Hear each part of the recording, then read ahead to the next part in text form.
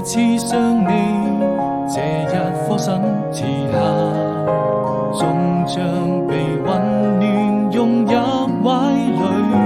當我們彼此靠近，便不再有距離。回到了熙攘的人潮中，那個人早已遠去，總會想起，也是我此生最難忘的記憶，沉浸在這紛擾的世界裡。當我逐漸迷失自己，感謝能遇見你，每次擁抱之後卻留下無聲的嘆息。我千萬遍告訴自己，從不想放棄。